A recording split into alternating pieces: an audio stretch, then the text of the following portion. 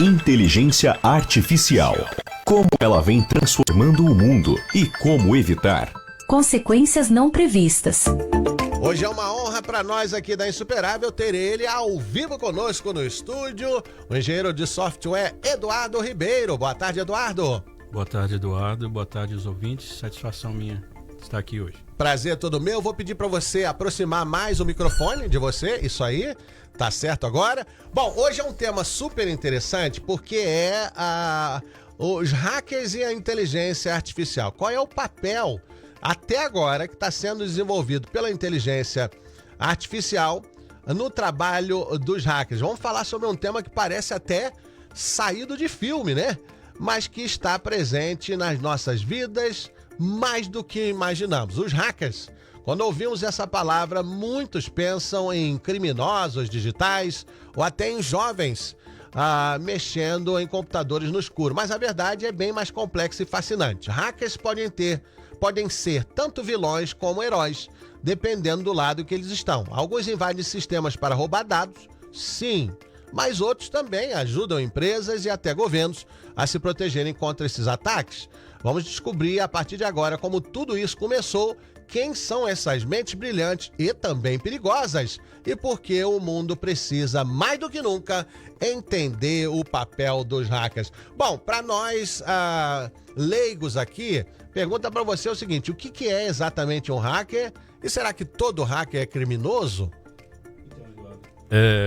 O que é apresentado pra gente em Hollywood, né, é que a maioria dos hackers são criminosos, né, e é só invasão de informação de pessoas sem autoridade. Mas a verdade é o seguinte: tem dois tipos de hacking. Sim. Um se chama white hat hacking, que geralmente é o dia a dia de um engenheiro de software, por exemplo, um programador. E tem o black hat hacker, que nesse caso é um criminoso, ele especializa em invasão de dados sem ter a permissão. Então, duas coisas. A inteligência artificial, ela ajuda a criar várias... É como se um hacker, sem a inteligência artificial, conseguisse fazer um ataque. Com a inteligência artificial, ele pode programar, fazer programas independentes para fazer vários ou até milhões de ataques no mesmo tempo. Então, esse é o papel que a inteligência artificial ajuda o hacker, tanto para fazer coisas para o bem ou para o mal. Mas é importante a gente entender como que um hacking funciona. Sim, claro. Por exemplo, eu vou dar um exemplo de white hat hacking, né, que eu não quero ensinar as pessoas como fazer coisa errada, por exemplo, mas eu vou dar com bastante detalhe. Então, a programação, eu vou dar um exemplo que acontece quase todos os dias. Linguagens de programação, elas têm regras diferentes. E a linguagem de programação mais usada no mundo hoje é o Java. Java, se você sabe Java, você nunca fica desempregado no ramo de programação. Você consegue emprego em qualquer lugar. Mas tem uma regra na disciplina do Java que, por exemplo, um programa é nada mais do que a manipulação de memória eletrônica. O computador tem dois tipos de memória. A memória eletrônica, que é tudo que você vê na tela, e a memória rígida, que é no hard drive. Um exemplo, se você está trabalhando num documento e ele está todo na tela e você não salvou ele, mas o computador perde eletricidade, aquela memória apaga. Uhum. Então, essa é a memória eletrônica. Então, um programa é nada mais do que a manipulação daquela memória que te mostra as coisas na tela. Então, um programador, quando ele vai fazer um programa, ele vai manipular a memória eletrônica para te mostrar as coisas. Na programação, quando a gente fala allocate memory, você especifica uma memória para fazer certa tarefa. Você tem, nas outras linguagens de programação, você tem que lembrar de, depois que terminou de usar aquela allocation de memória, certo, você precisa destruir ela na programação. O Java, a linguagem Java, tem o que se chama de garbage collection, que ele automaticamente destrói aquilo. O motivo de destruir a memória é porque, se você não fizer, o computador só vai usando cada vez mais a memória, ele começa a ficar devagar e o programa crash. Então, essa é uma regra da linguagem de programação Java. Uhum. Então, por causa dessa regra, tem uma outra coisa, que, por exemplo, você guarda dados para uma memória no hard drive, você precisa declarar o tipo de memória e depois guardar ele no hard drive. E você precisa definir aquela memória no hard drive, se ela vai segurar texto ou número e tal. Então, o que o programador tenta fazer é acelerar o programa. É bem complexo, eu estou tentando simplificar o mais rápido. O que o programador, o trabalho do programador e por que ele tem que hack quase todas as vezes que ele vai mexer com Java, é porque ele precisa acelerar o uso dessa memória. Então tem uma terceira regra que se chama a alocação de memória, que é uma referência para aquela memória. Eu vou dar um exemplo como que a Apple é bem restrita a respeito disso e tudo e tal. Mas no Java, na linguagem de programação Java, eles não aceitam uma referência para um array na memória. Array é quando uma variável segura vários dados. Uma array, por exemplo, com o nome família, pode segurar João, Alice, Eduardo e tudo. Sim. Então, o Java não aceita, não suporta essa regra. Mas, se, por exemplo, eu entro num time de programação, eles têm um programa que já tem mais de 100 mil linhas de código, e é em Java, e eu preciso fazer alguma coisa que eu preciso usar referência para memória, eu tenho que hack o sistema para mim poder fazer isso, porque as regras da programação não deixam fazer. Então, eu preciso eu preciso enganar essa regra, eu preciso fazer um programa que vai enganar o computador, falar, não, eu vou fazer isso, mas eu não estou fazendo isso. Então esse é um hack, você está modificando uma coisa. Voltando rapidinho sobre como que a Apple é bem restrita sobre esse allocation de memory. Um exemplo que eu achei na minha pesquisa é o seguinte: videogames, por exemplo, a maneira mais fácil de explicar isso é assim: se em um videogame onde você vai ter uma metralhadora e vai atirar, cada bala que sai daquela metralhadora dentro do videogame, com os outros, não a Apple, eles deixam você allocate memory, uma referência para memória para cada bala. Ela tem que seguir uma regra de physics, que à medida que a distância que ela anda, gravidade vai puxar ela para baixo, ela vai perder velocidade. Isso tudo tem que ser explicado para o Physics Engine. Olha quanto trabalho, hein? Pois mas essa referência para memória, as outras companhias, Microsoft e todo mundo, eles querem que você cria, na hora que o player atira, todas as balas que saem da metralhadora é uma referência para memória, que na hora que ela acertar uma parede ou ela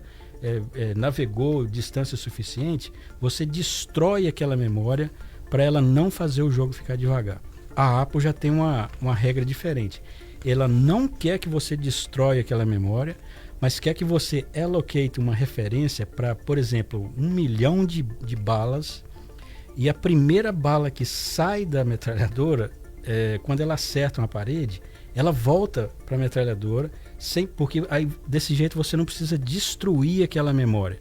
Então, é uma referência que é uma exigência que eles fazem para não precisar ficar fazendo hacker em um programa para correr risco de colocar ele mais lento ou coisa assim, entendeu? Interessante. Olha, tem gente fazendo pergunta aqui. Deixa eu só fazer a segunda pergunta, que vai dar pra gente entender um pouco melhor.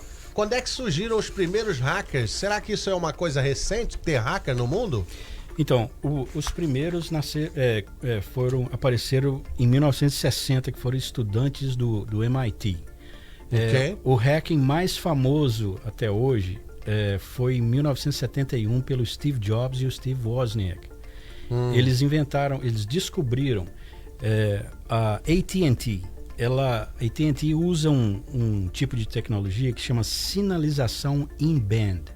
Ou seja, até hoje, se você pega o telefone e clica nos números, você ouve um barulhinho pi diferente para cada número. Então, a companhia esperava uma frequência em hertz, né, uma frequência exata que liberava a linha para fazer uma ligação. Certo. E o Steve Wozniak descobriu que um apito dentro de uma caixa de cereal emitia a exata frequência de abrir essa... Uau. A AT&T, entendeu? Abrir essa linha para eles poderem ligar internacional para qualquer lugar. Então enganou dessa forma? Dessa forma. É só apitar pega o telefone e apita e pode discar para onde quiser. Gente, interessante. Olha, primeiro hack aí, meio lá pré-histórico daquela época. Olha a pergunta do Clovão, tá todo mundo prestando atenção. Daqui a pouco tem a Pimenta nos Olhos com Johnny Pimentel. Já, depois do Eduardo Ribeiro, vamos pegar mais placar para Flamengo e Chelsea. Jogo pela Copa do Mundo de Clubes. Clovão tá dizendo essas ligações falsas que a gente recebe o dia todo, pode vir de um hacker? Pode. Lembra, como eu disse no começo, a automatização de tarefas é onde ajuda o hacker. Você faz um programa para executar uma função ou uma tarefa e você pode duplicar aquele programa por tanto que você quiser. Interessante. Quem tiver pergunta, pode falar, hein? Pode falar aqui no Torpedão. A minha amiga Fernanda, mãe do Thales, mãe da Emily. Ele vai me fazer medo mais cedo hoje, ué. Calma, que fazer medo, minha amiga? É só inteligência artificial. Existe algum hacker famoso que virou herói ou mudou de vida? Sim, o mais famoso e o mais successful hacker, o nome dele é Kevin Mitnick. Ele foi preso nos anos 90, passou acho que quase 10 anos na cadeia, mas hoje ele é assessor para companhias grandes, tipo a Microsoft. Ele ensina eles a se proteger. Lembrando que hacking não é só através de computadores. Eu ia perguntar isso. O Kevin mesmo, esse cara, ele explica que a maioria dos hackings que ele fez foi pelo telefone. Foi, por exemplo, para ter acesso à conta no banco. Ele fala mansa, ele conversava com a pessoa que atendia. Na época também não tinha essa preocupação com tanta segurança. Mas ele tinha informação do dono da conta e passava a informação, e com a fala mansa ele conseguia convencer a pessoa a entregar informação a ele. Interessante. Então, o hack não é necessariamente uma invasão. Ele faz uma invasão, mas é enganar durante essa invasão. Não, eu não digo enganar, eu digo manipular para conseguir a informação. Por exemplo, um contador faz hacking.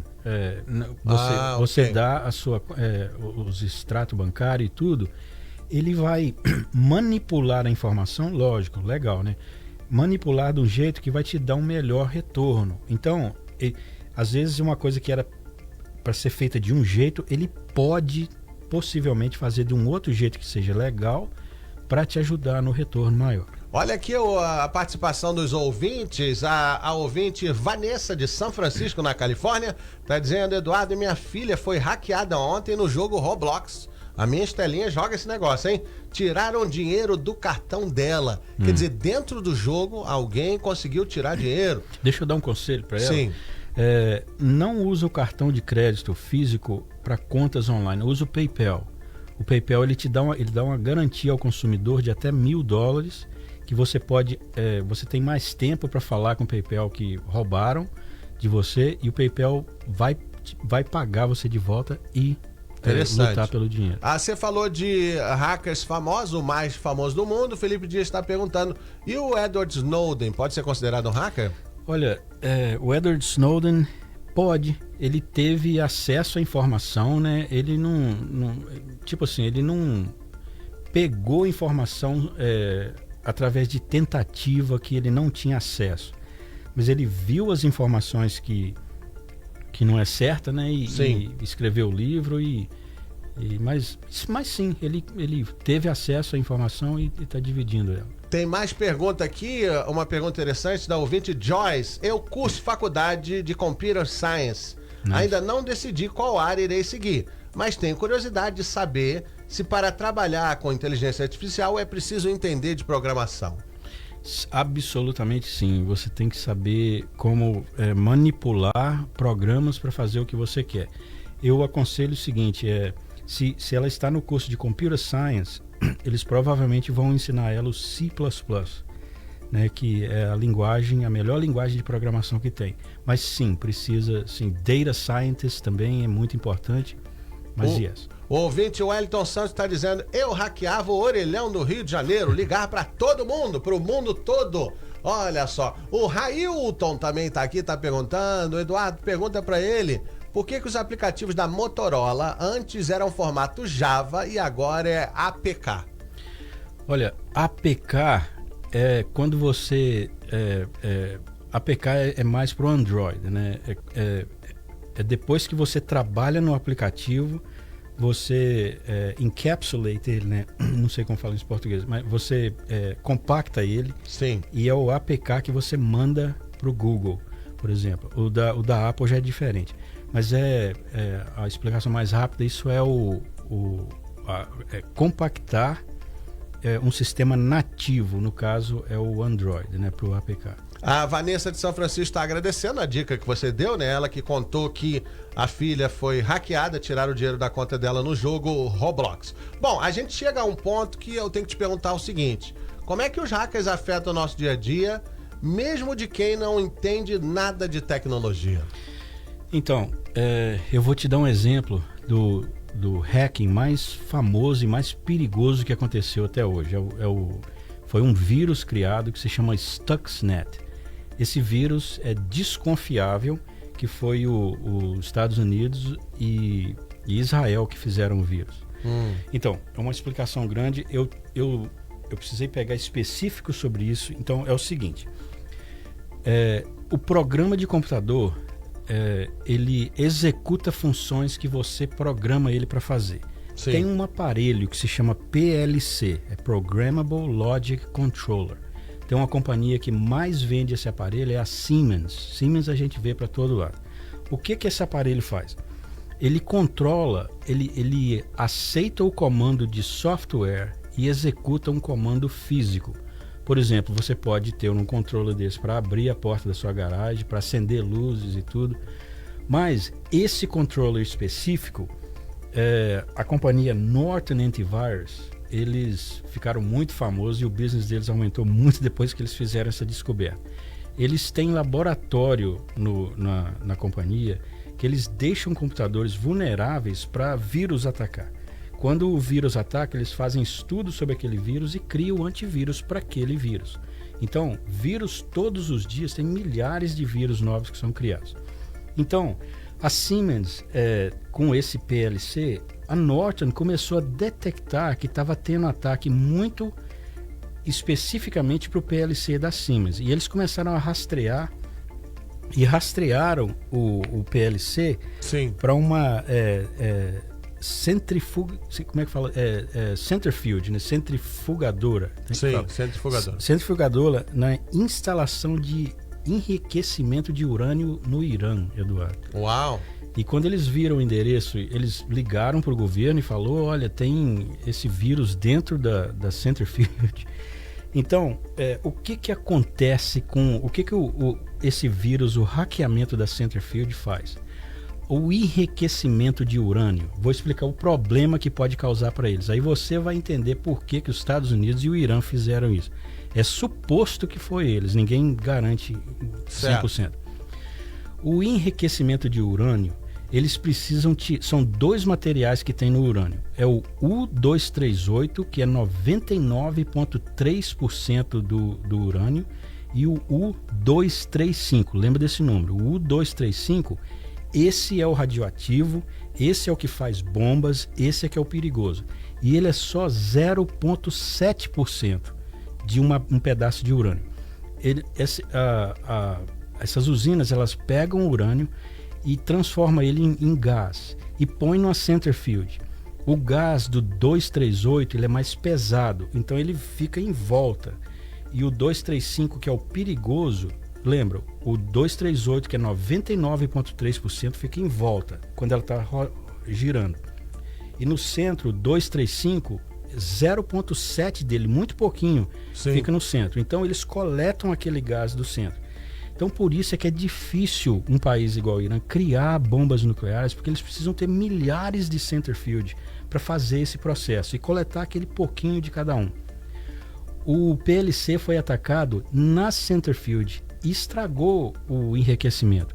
Então isso atrasou o processo de enriquecimento do Irã para fazer bombas. Certo. Então por isso que a suspeita maior é dos Estados Unidos.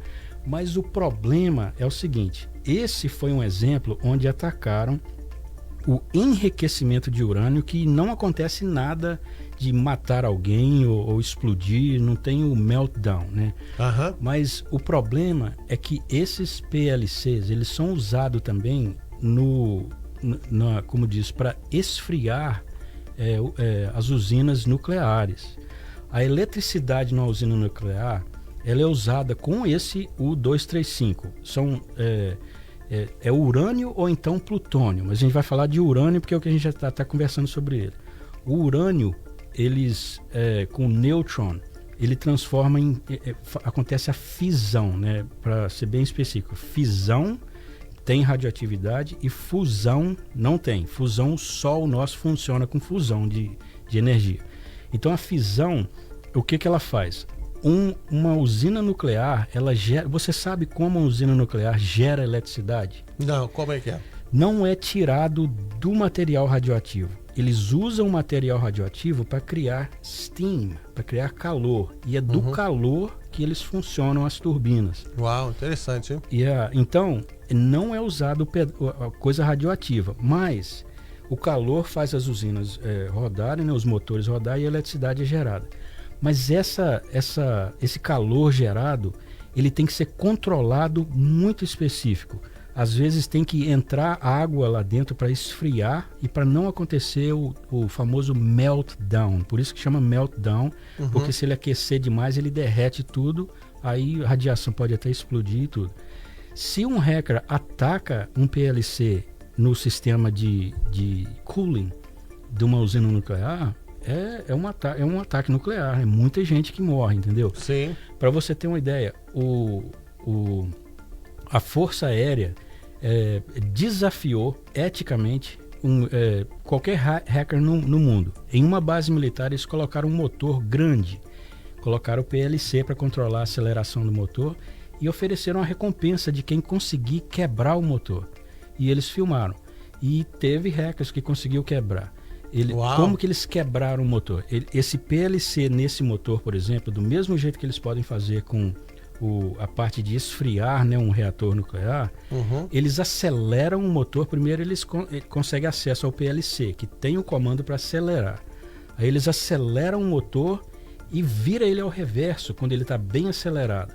Aí aquilo dá um tranco no motor, entendeu? E continua fazendo esse processo. Deixa ele acelerar e dá um tranco de novo, até o motor explodir e quebrar. Uau! Entendeu? Então hacking.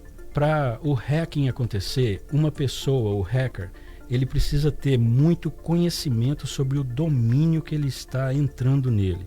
Se é para controlar PLC e tudo. E outra coisa, entendeu? Como eu disse, um engenheiro de software, um programador, faz hacking toda vez que liga o computador para trabalhar. Mas hacking, black hat hacking é ilegal. E você fica a vida inteira na cara. O white hacking é quando faz para um uso do bem, ou seja, para coisas corriqueiras do dia a dia que não vai prejudicar ninguém. Sim. E o black hacking é quando atrapalha as pessoas. Isso. E até governos e tudo. Tem pergunta aqui, a Rose ouvinte pergunta aí pro Eduardo o que ele acha que está mais avançado na fusão nuclear, a China ou os Estados Unidos? E se quem está na frente disso também está na frente da superinteligência? Olha, eu só posso, como diz, guess, né? Não tenho evidência sobre isso, né? Mas a China está conseguindo fazer algumas coisas que os Estados Unidos têm tentado e não conseguido. Por exemplo, a China tem um míssil que consegue destruir um satélite no espaço.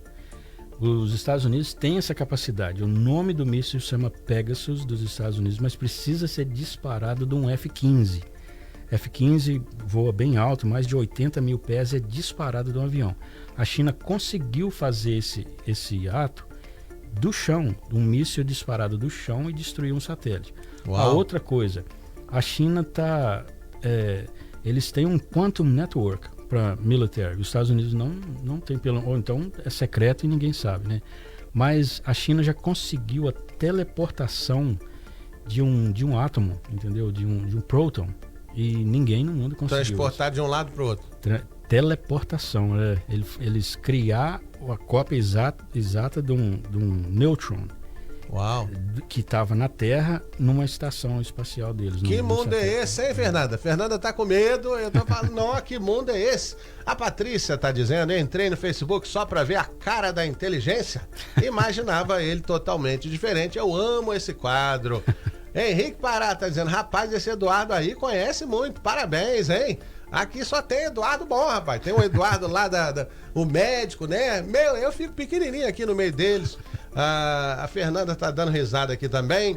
Meu amigo, é sempre um prazer ouvir você aqui. Eu gostaria de agradecer pela sua participação hoje. Foi uma aula pra gente.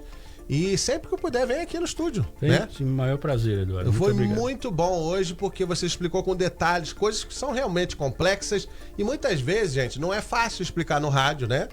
Porque não tem o advento da imagem, não tem som, não tem, então ele tem que procurar as palavras para explicar. Mas é realmente muito bom e é diferente de tudo que a gente fala aqui, né? De imigração, as coisas que a gente fala todos os dias. Mas é um prazer ter hoje você aqui, tá bom, Eduardo? Muito obrigado por ter vindo, tá bom? Eu que agradeço pelo privilégio. Obrigado. Esse é o nosso quadro Inteligência Artificial com Eduardo Ribeiro, toda sexta-feira, aqui na programação da Rádio Insuperável. Aqui é sempre, sempre melhor. Insuperável.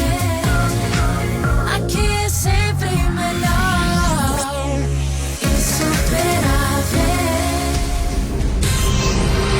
Bom, já tem Pimenta nos Olhos com Johnny Pimentel. Eu quero saber do seu placar. Porque em 17 minutos a